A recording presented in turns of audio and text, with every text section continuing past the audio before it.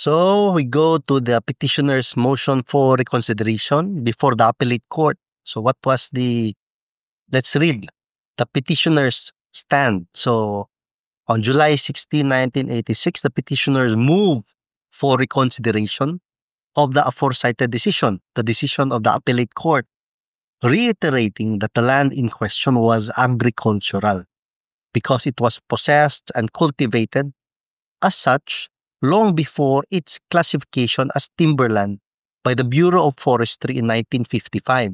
So this is their defense.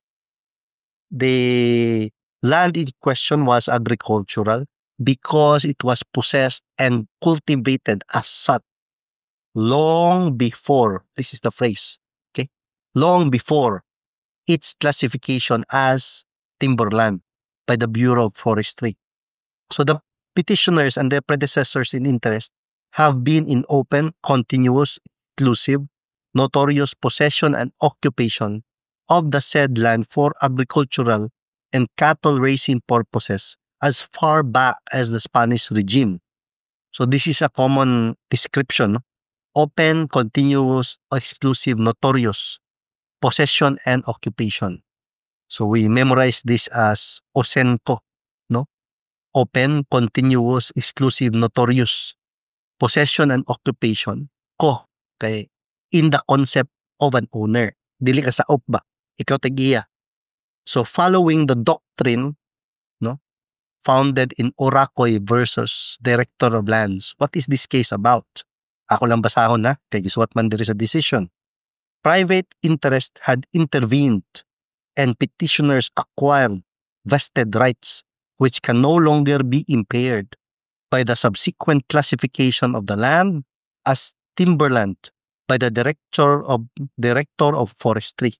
So there was already private interest prior to the classification. The interest was established even before the classification of the land as timberland by the Director of Forestry. So this is the vested rights defense in this type of cases, no? Vested right. Muna siya itawag na vested rights defense in this judicial title, in this land title cases. Nauna imuhang private interest before pa na-classify as timberland. So on August 20, 1986, the appellate court denied the motion for reconsideration for lack of merit. So wa mo tuo si appellate court. On December 12, 1986, a few months later, the decision of June 27, 1986 attained finality and judgment was entered in the Book of Entries of Judgments. Uy, ano na final man? Yan, abot mo lagi gyapon sa Supreme Court. So let's see, no? Interesting kayo. But at this point, kabauta, ang defense ni petitioners katong natagaan ng titulo is the vested rights defense. Kumbaga nauna nami, na-acquire na mo, nahimo na ni siya na nami private interest even before the classification of the land as timberland. So muna ilang dipinsa. So, ano naabot sa Supreme Court kung diri pa lang na-attain na day of finality ang judgment and entered into the Book of Entries of Judgments. So, it's an interesting episode ang musunod, no? So, again, as usual, help me in my advocacy. Share latest updates. Okay? Kanila nga topics. Ayaw na ng mga criminal law or election law, di man nato na linya. Diri lang. So, share updates ani. Link to a gov.ph website. There is no right and wrong update. Basta mo ni ato ang advocacy. This is a co-learning channel and our intention is learning how to avoid land disputes. And if you are already part of a land dispute, try to choose the route where there is a peaceful ending, no? Peaceful way. Kay labad kayo ang kaso. So you can share, link lang ha, link gov.ph website.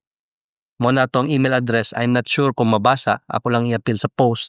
It is Juliet Alpha November Romeo Uniform Zulu Lima Alpha Whiskey, johnruslo@gmail.com.